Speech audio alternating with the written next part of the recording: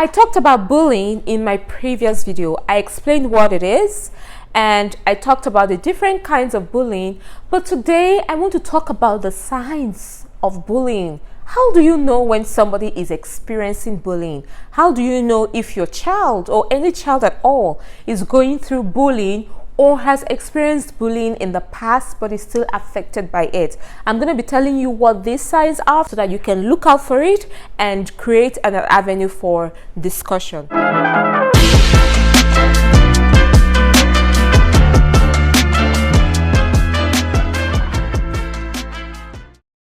The number one sign is the child might always be upset.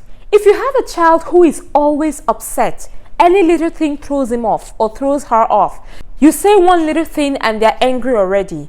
You throw a joke at them, they're already becoming defensive. When you notice that from your child, it's enough reason for you to sit them down and talk to them about bullying, just to make sure they're not experiencing bullying or they have not experienced bullying in the past, so much so that it affects them right now in their lives. Another sign to look out for is loneliness. When people get bullied, they tend to be lonely because they feel like the whole world is against them. They want to lock themselves up in a room. They don't want to come out and socialize. When you ask them to come out, they don't want to because they've experienced bullying. They feel lonely. They want to be in their space. They just want you to let them be. They're always in their head. They're always in their mind. They're thinking about things. They're probably thinking about the things they've been through. Some people are naturally introverts and they want to be on their own. But some kids, especially those ones that you know used to be very extroverted, those kids that you know used to be, social butterflies, they want to talk, they want to go out, all of a sudden, this child is becoming, indoors. That child might be experiencing bullying or may have experienced bullying in the past. Anybody who has experienced bullying or who is experiencing bullying will always be sad. I know I've heard kids say, I am sad. Why are you sad? Nothing. For no good reason. They cannot pinpoint a reason why they are sad. They are just sad. They don't know why. They can't tell why. They don't even know how they became sad. But they are mostly sad. It feels like this child does not have joy in their life. If your child is always sad, especially in situations where they should be happy, maybe in a party or other kids are having fun and everybody is happy and this child is just sitting down sad, lonely, this child might just be experiencing bullying. Maybe not at that particular place, but somewhere else, and he or she is just trying so hard to come out from that situation. So it's going to be a good time, mom and dad, to sit your child down and talk to them about why they are always up in their feelings, because nothing happens for no reason. They might not tell you initially, but you need to take your time to keep asking them, and just maybe they might open up and tell you what exactly is going on. Another sign of bullying is feeling unsafe. I'm sure you can relate, and even if you can't relate, I'm sure you can understand why anyone who has experienced bullying or who is experiencing bullying would feel unsafe. This particular one is very rampant with children whose parents live at home with nannies and house helps. When you notice that your child feels unsafe when you're about to leave the house, mommy, don't go. They are crying so hard and asking you, don't go, mommy, don't leave us. Just take a step back. Take a step back and understand why your child is feeling unsafe, especially if they are feeling unsafe with one particular person. It might be their teacher, it might be their home lesson teacher, it might be their nanny, auntie, uncle, whatever. If you notice that your child is feeling unsafe around somebody, it doesn't matter who. Remember, bullying doesn't only occur with children and their peers. Adults can also bully kids. So if you notice your child is feeling unsafe with any particular person, it's enough reason for you to sit back and say, wait, why is my child always feeling unsafe around this person? Ask questions. Parents, don't ask questions in front of that person. You would need to call your child and ask them questions behind that person so that they can be free to open up. Being unsafe is a key sign of bullying. Your child can begin to lose confidence. You might find a child who is very outspoken, who talks easily, who is brilliant, who is intelligent. All of a sudden, this child is becoming withdrawn. They don't want to answer questions. They don't want to say anything. They just want to be in their space. And you know this child knows this thing. But you know this thing. Why are you not talking? What's going on? You can see and you can tell that this child is losing their confidence. This is enough reason for you to sit them down and begin to ask questions. I keep repeating this word, ask questions, because people who experience bullying don't talk. They naturally don't open up. You need to start that conversation. You need to be the one who is asking them questions. What's going on? Why are you no longer as confident as you used to be? You used to talk, you used to be interactive, you used to ask questions, you used to answer questions, you used to talk smartly, and now what's going on? Why are you losing your confidence? You would be the one to initiate those conversations. Otherwise, they won't say anything to you. So losing confidence is another sign of bullying. The last on my list as a sign of bullying is your child might begin to lose interest in things. And this one is very rampant, especially as the kids begin to grow older. Children usually show interest at a very young age. It could be music, it could be arts, it could be drama, it could be soccer, sports, whatever. When you find that your child is beginning to lose interest, especially in those things that they really enjoy doing. Oh, this child loved playing piano and now they don't care about it anymore. This child used to love going for soccer. This child used to love entertainment. This child used to love watching TV. This child used to love playing games.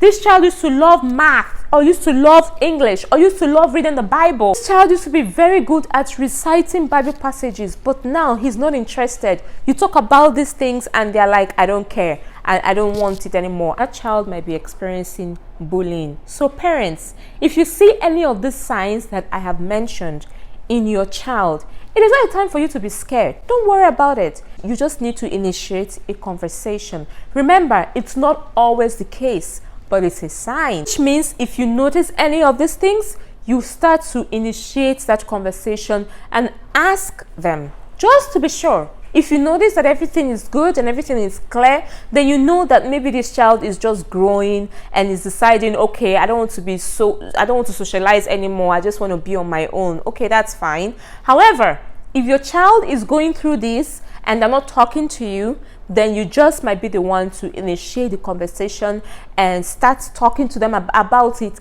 Talking to them about bullying, let them know what it is and ask them if they're experiencing it, especially if your child is in boarding school. Parents, if your child is in boarding school and you're noticing any of these signs, they come back home from boarding school and all of a sudden this child that likes going everywhere doesn't want to go out anymore. They don't want to go to your place of worship. They don't want to go anywhere. They just want to stay indoors. They don't show interest in anything anymore. Then you need to sit down and start asking them questions, because these are signs that you cannot just overlook. Okay?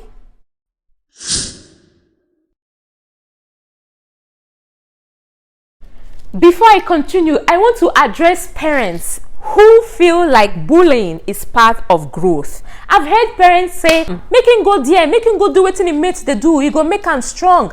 Especially the parents who feel like their boys are not man enough. He's too soft. Parents, bullying is not a way to make your child strong at all. In fact, let me blow your mind. Bullying actually has long-term effects on your child, which means they will not only suffer the effects of bullying as a child or while they're going through it at that stage. When they grow older, they will continue to suffer the effects of the bullying they experienced when they were younger. And let me tell you what I mean. When your child experiences bullying at a young age, they will end up being shy adults. Yes, I remember those days when we were younger and we want to talk. We'll have people say, shut up your mouth, don't talk when people are talking. At the end of the day, you find out that when you grow older, you become a shy adult. If you're one of these people I'm talking about, click the like button, because yes, I'm on the same boat with you. Some of our mothers are used to telling their children, see, as a woman, you're not supposed to talk. You're supposed to be quiet. Sit down, don't say anything. See, if you're a parent and you are doing this to your child, let me shake this table. Let me break this table, you are bullying your child. You were not informed too. Continue. Because this your child that you're always shutting up will grow up being a very shy adult who wouldn't be able to talk in places where they would need to. You will see this child, they will get a very good job, and when they get there, in fact, before they get that job, when they go for the interview, they will ask them questions. They can't talk, they can't express themselves, because when they were younger and when they're trying to showcase that boldness and that confidence in them, you kept shutting. When they get into a position where they're supposed to talk, the child is shy. The child is shy. Mama, Papa, you bullied your child without even realizing. Shy! Shy! Another long-term effect of bullying is withdrawal from activities. This person does not come for family meetings. They're not interested in any activities. And because he has experienced bullying as a child, whether indirectly or directly. If you don't know the ways that somebody can experience bullying, you might have to go and watch my other videos so that you can understand. Maybe you might be bullying somebody unknowingly. It's good for you to be aware. If you're doing this to your child, stop it. Stop intimidating your child. Stop bullying your child, because these things have after effects. Another long-term effect would be tiredness and fatigue. Always tired. Why are you always tired? Remember that tiredness is not just the physical, it also includes mental tiredness. That person has experienced bullying and is suffering from the long-term side effects. Headaches, stomach aches. Yes, this is weird, but these are long-term side effects of bullying. Or constant headache. You go to the hospital, they won't see anything. Every doctor will say you're fine, you're okay, but you know deep down in your heart you're always having headache, you're always having stomach ache. Just check. You might have experienced bullying in the past. Do you know that bullying can affect a child's learning negatively? I'm sure you don't know. I hear parents say, I just sent you to school to go and learn. Why are you there telling me that this one did you this one did you? Ignore these people and just focus on your learning. It doesn't work that way. Bullying can actually affect a child's learning. In fact, if you notice that your child is beginning to have low grades, it might be a good sign for you to sit them down and say, what's happening in your school? What's going on? In fact, don't even talk about the grades. Sit them down and say, what's happening in your school? Your child might be experiencing bullying. Because bullying actually affects your child's learning. I'll tell you how. The stress and the anxiety that comes with bullying can affect your child's ability to focus, to concentrate, and to remember things that are being taught to them. You might not know that bullying is stressful. Kids can also get anxiety from it. And if you know anything about learning, you know that when you are under stress or you're going through anxiety, you cannot focus. You cannot concentrate. You cannot understand what the teacher is teaching you. You cannot assimilate anything. Neither can you remember. So if you're wondering why your child is not doing well at school anymore, your child is not concentrating. Because when the teacher is teaching, he or she is busy thinking of what this bully will do to them at the end of the day, when it's time for them to go home. And when it's time for exams, you write a question for them. Even when they know the answer, they cannot remember any of the questions because their mind is stressed and they're going through anxiety. So yes, bullying can affect your child's learning. More seriously, bullying can make a child begin to consider suicide.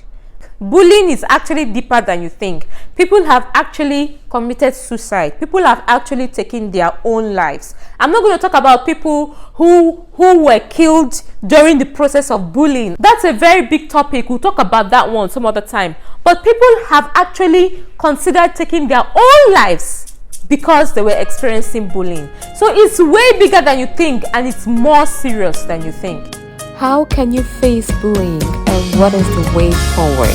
Catch me on my next video and I'll be telling you all about it. See you soon!